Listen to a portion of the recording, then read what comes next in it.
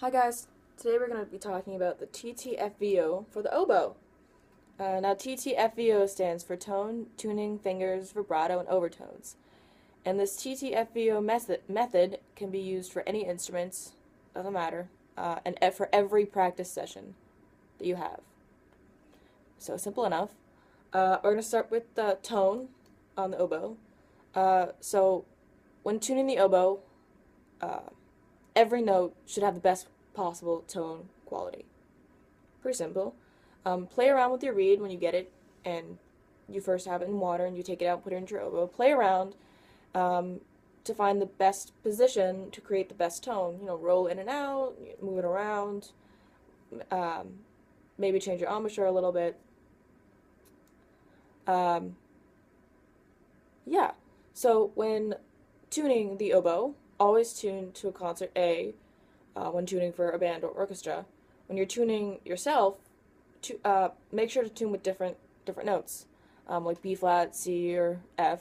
It's important to tune more than one note because every note on the oboe, probably as you know, is different, and that's why we tune to the oboe to make sure that there's not many overtones that are created in each pitch.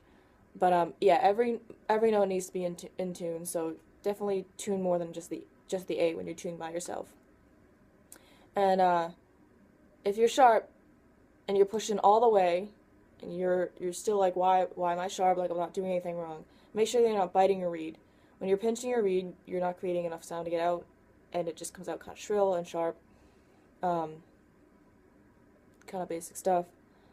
When you're trying to get the best possible sound out in the low register, it's important to roll out, and it doesn't mean just like physically pulling the oboe away.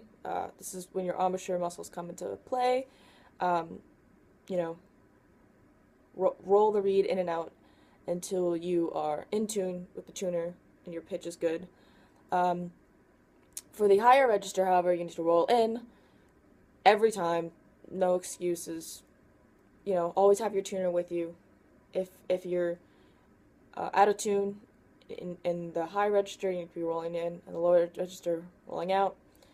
In the high register, if your if the pitch isn't even coming out, make sure you have faster or more focused airspeed, and again, make sure the reed is not pinched, or else there's not a sound that's going to come out.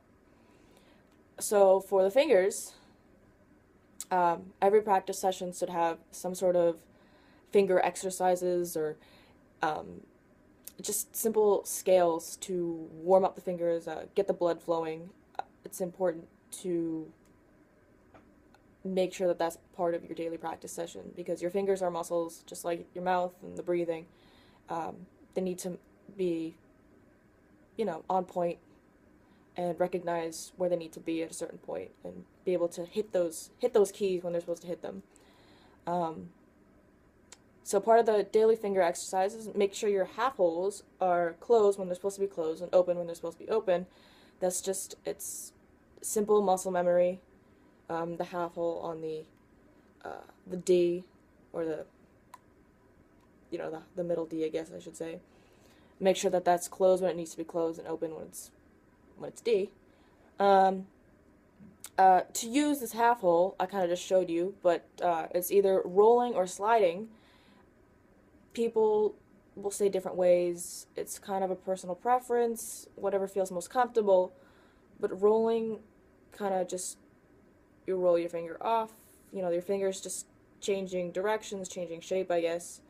And it's just like, you know, rocking chair, rolling your finger back and forth. Sliding is physically like moving your finger down. Like it stays same place, you know, as opposed to the rocking where your finger has more work.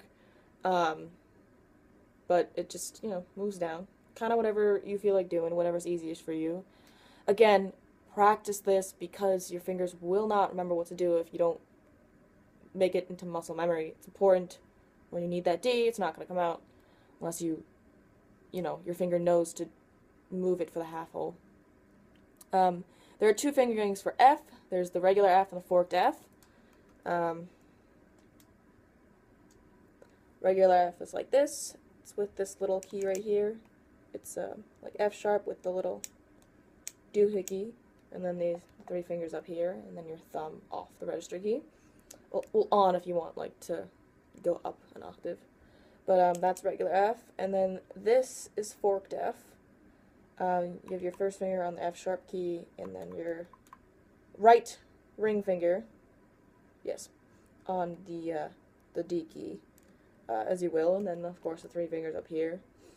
Most people use the regular F with the little doohickey or trill key, whatever you want to call it. And the forked F is used for very certain occasions, as in scales or certain exercises where that ring finger needs to get to a note nearby, and the regular F is going to be too complicated to get there fast enough.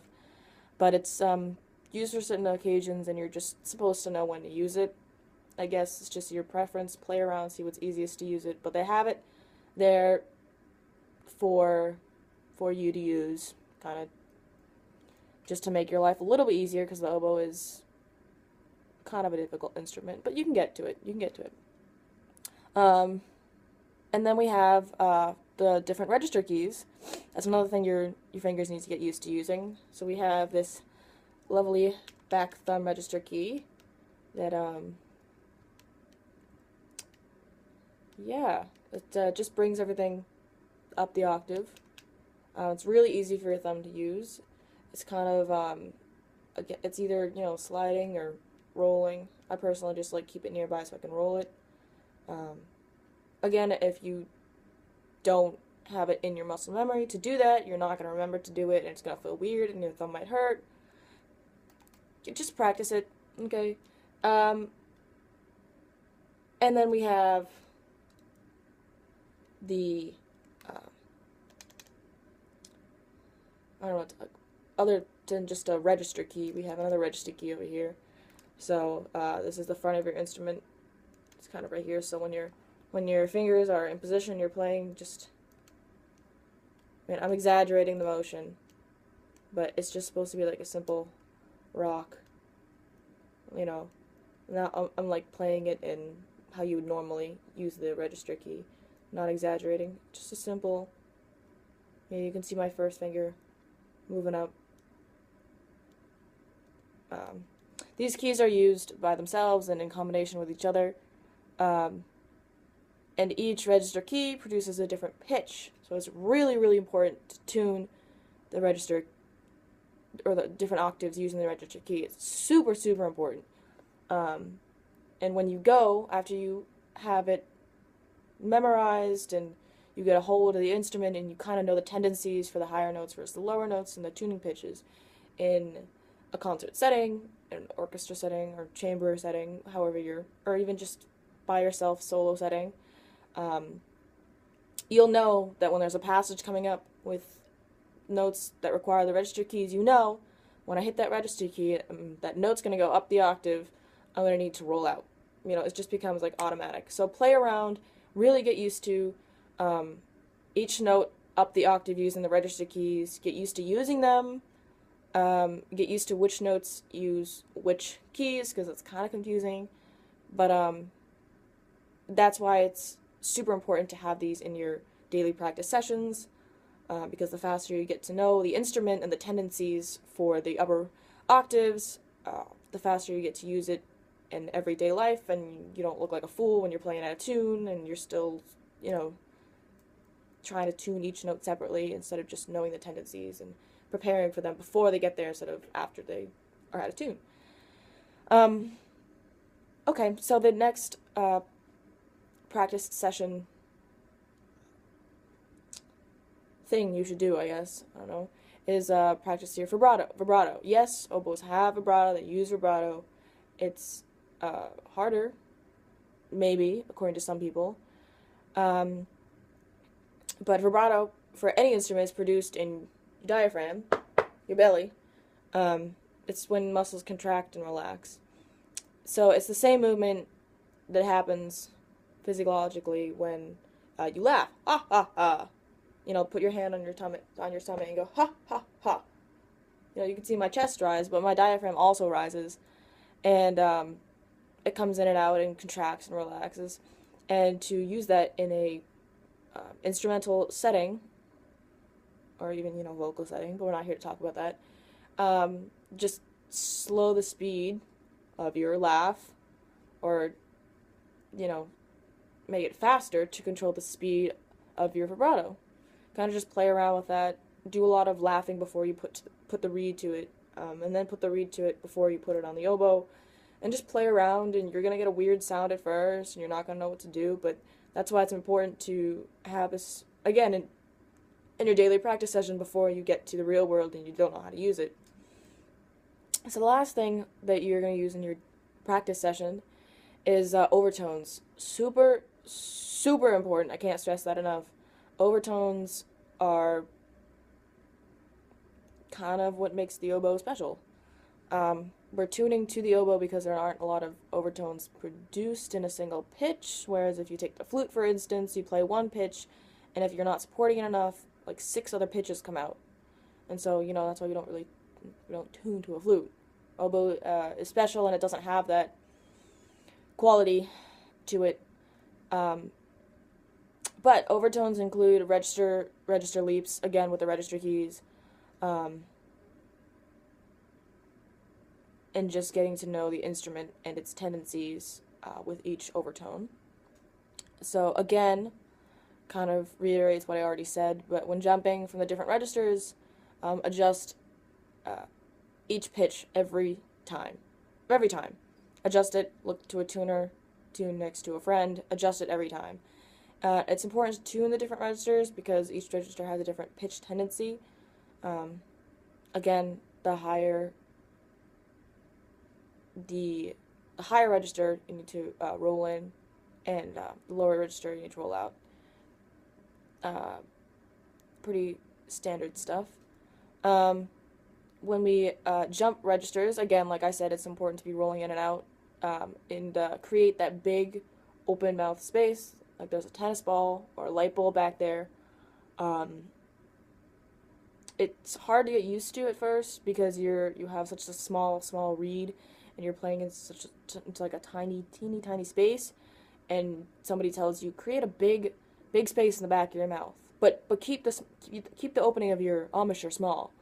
So it's something you need to get used to, and that's why you need to practice it every day in your daily practice sessions with your tuning and your tone, your fingers and vibrato. It's just something that has to get used to, muscle memory, and it's something to remember if you're doing everything and you're like, why am I still out of tune?